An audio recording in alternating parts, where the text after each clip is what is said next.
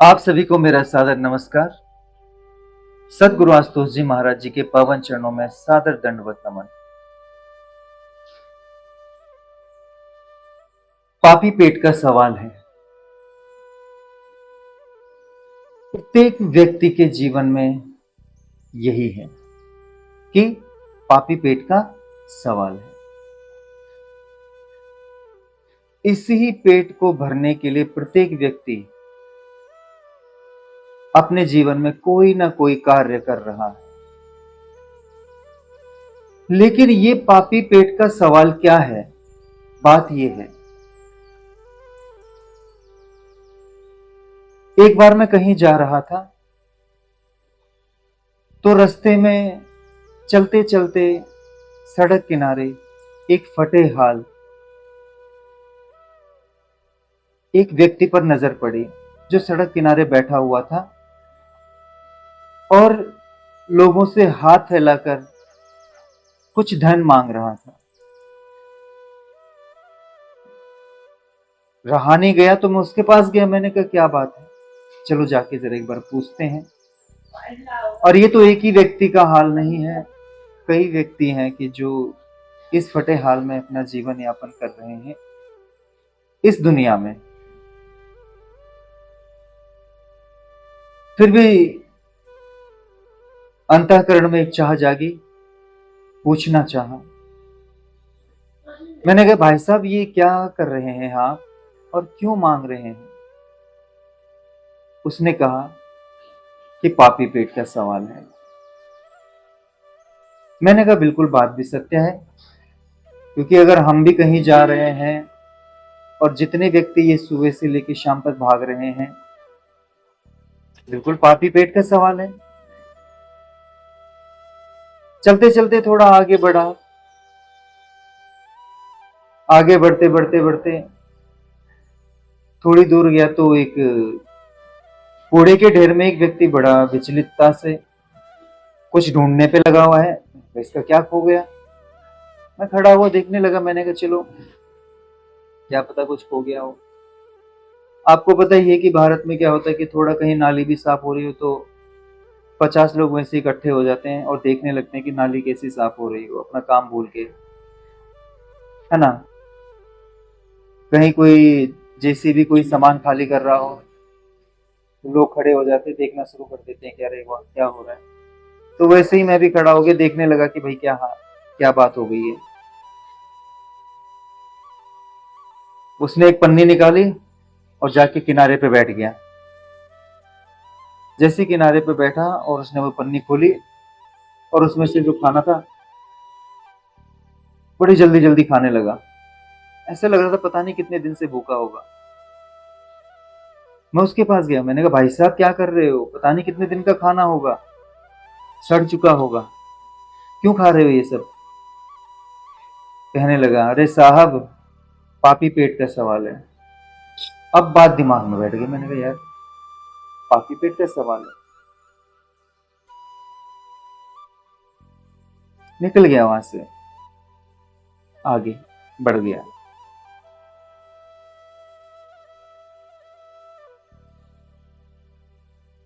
चलते चलते आगे गया तो एक व्यक्ति बड़ी अच्छी गाड़ी, जो आज के समय की आप सोच सकते हैं कि जो आपका सपना भी होगा कि ऐसी गाड़ी हमारे पास हो, महंगी से महंगी, तो ऐसी गाड़ी, गाड़ी के गेट के पास खड़ा होकर हाथ में महंगा से महंगा फोन, आज के समय का जो सबसे महंगा फोन हो, हाथ में चमचमाती अंगूठियां, सूट बूट पहने हुए, चश्मा लगाए हुए, कुछ खरीदने बेचने की बातें कर रहा था, वो भी बड़ा चिंता युक्त होकर। मैं उसको सुनने लगा, थोड़ा आकर्षक लगा व्यक्ति। तो अक्सर ये होता ही है कि जब रोड पे कोई अगर महंगी से महंगी गाड़ी एकदम से निकलती है तो सारे बस वाले, बस में बैठे हुए आसपास के लोग उसको देखने लगते हैं, क्योंकि वो एक आकर्षण का केंद्र बन जाता है। और उस समय लोगों के मन में ये भी ख्याल आने लगता है आह काश मेरे पास भी ये होता। तो वो भी थोड़ा मेरा आकर्षण का केंद्र बन गया। मैंने कहा चलो देखते हैं। आकर्षण का केंद्र तो इसलिए बना कि इतना महंगी चीजें सब कुछ होने के बावजूद भी बेचारा इतना चिंता युक्त, इस बात पे थोड़ा ज्यादा आकर्षण बन गया। जैसे उसका फोन कटा, अपना उसने धूम्रपान यंत्र निकाला, उसको शुरू कर दिया। पता ही है आपको कि अमीर लोगों के शौक जो होते हैं तो वो बड़े अच्छे वाले होते हैं। तो वो उसी तरीके से वो खड़ा होके बिल्कुल थोड़ा स्टाइल में धूम्रपान करने लगा। उसके पास गया, मैंने कहा क्या मैं आपके 2 मिनट ले सकता हूँ? आप कौन? मैंने कहा हम भी आपकी तरह ही हैं इंसान, तो बताइए। मैंने कहा भाई साहब आपके पास तो सब कुछ है, गाड़ी है, अच्छा खासा फोन है, अच्छे खासे कपड़े हैं, और मकान भी जब होगा ही भैया, जब इतनी बड़ी गाड़ी आप लेके चल रहे थे, लेकिन फिर भी आप इतनी चिंता युक्त होकर फोन पर इतना झल्लाकर बात कर रहे थे कि ये क्या अभी तक नहीं हुआ, ऐसा ऐसा, ये क्या? हम्म, उसने कहा कि पापी पेट का सवाल है। मैंने कहा ये क्या बात? पहले 2 व्यक्ति भी कह रहे हैं कि पापी पेट का सवाल है, ये भी कह रहा है पापी पेट का सवाल है। चलो उनकी बात तो मैं मानता हूं कि चलो पापी पेट का सवाल है, वो अपने पापी पेट के लिए कुछ लेके, कुछ मांग के, ढूंढ के खा रहे हैं। लेकिन इस व्यक्ति का ये जो पेट है वो कितना बड़ा है कि इतना कुछ होने के बावजूद भी नहीं भर रहा, तो इसका तो रियल में ही पापी पेट है।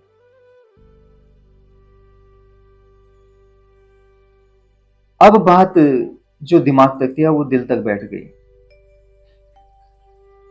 अब मुद्दा यहां पर आ गया कि ये पापी पेट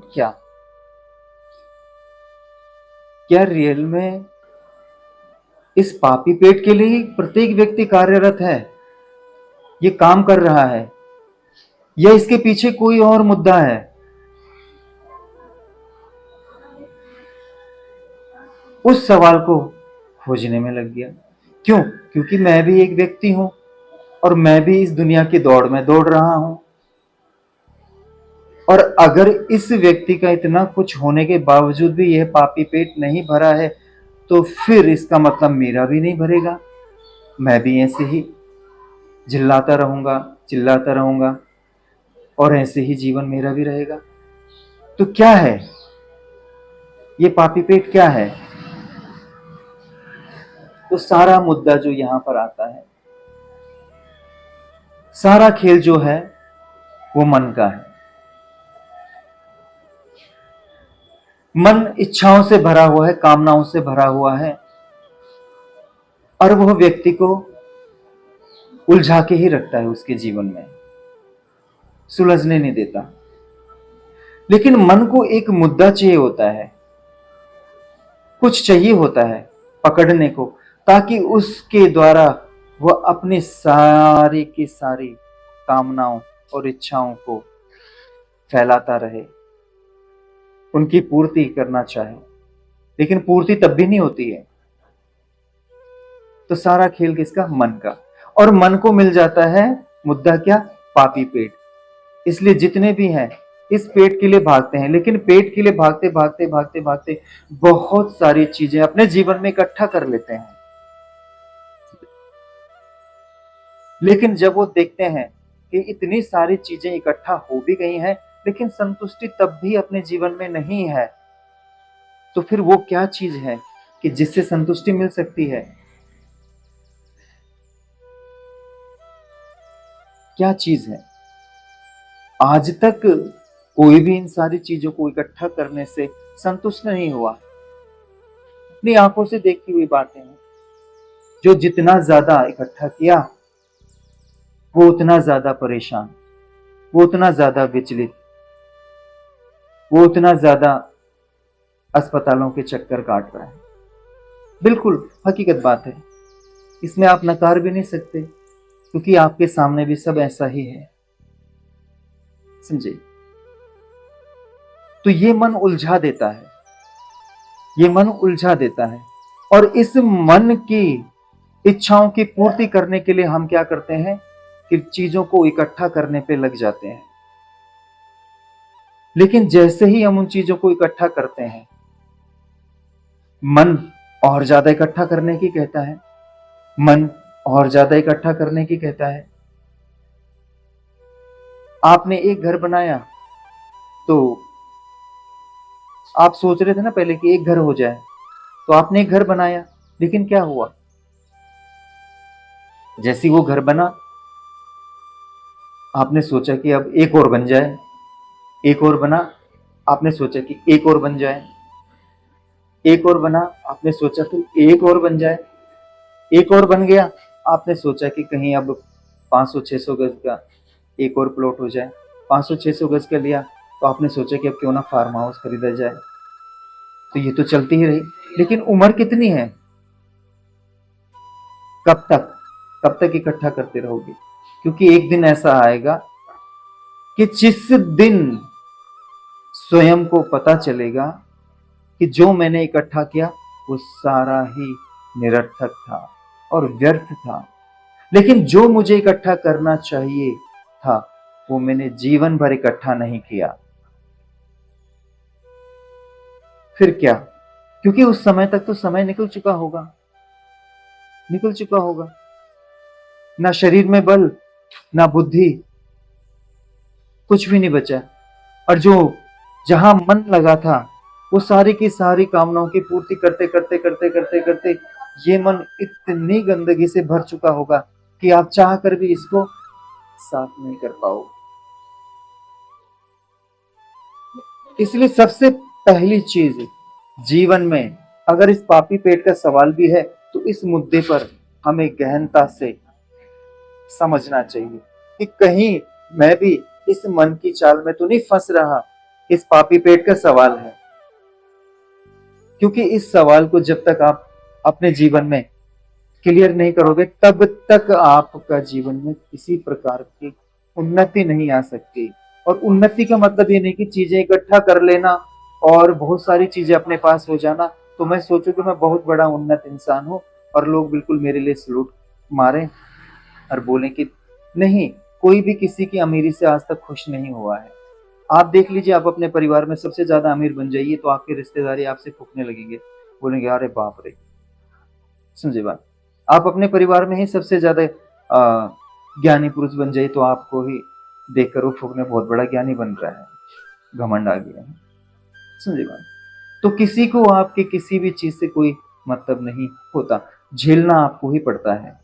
अगर आपके मन के कारण आप गलत चीजों में उलझे हैं तो वो गलत चीजों का जो भी आप पर असर पड़ेगा वो आपको ही झेलना पड़ेगा, ना कि आपके किसी रिश्तेदार को, ना कि आपके परिवार को, ना आपकी बीवी को, ना बच्चे को, आपको ही झेलना पड़ेगा। और अगर आप मन के अनुसार नहीं चल रहे हैं और मन की चाल में नहीं फंसे हैं, आप आ गए हैं भगवत राह पर, परम पिता परमेश्वर की राह पर, सदगुरु की राह पर, तो उसका भी असर आप पे ही पड़ेगा। आपका जीवन ही सुधरेगा, संवरेगा और आपके जीवन में ही उजाला आएगा, ना कि किसी और के जीवन में।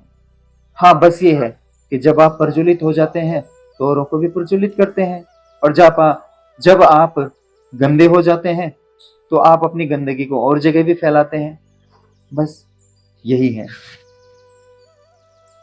जहां तक अगर आप पापी पेट की बात करते हैं, ये पापी पेट का सवाल है, चलिए मान लेते हैं कि चलो ये पापी पेट का सवाल, ये सवाल है और इसी को भरना है। लेकिन अगर इस पापी पेट का सवाल भी है तो इसको भी आप सही से कहाँ खाना पीना देते हैं, इसको भी तो आपने कचड़े का ढेर बना रखा है।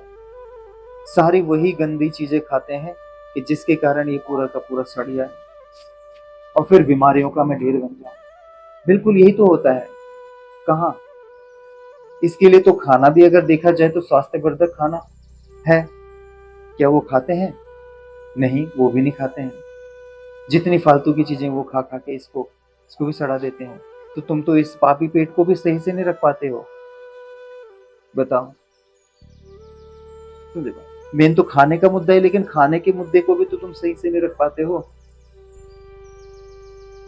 बाकी तो फिर दूसरी बात है। धन्यवाद।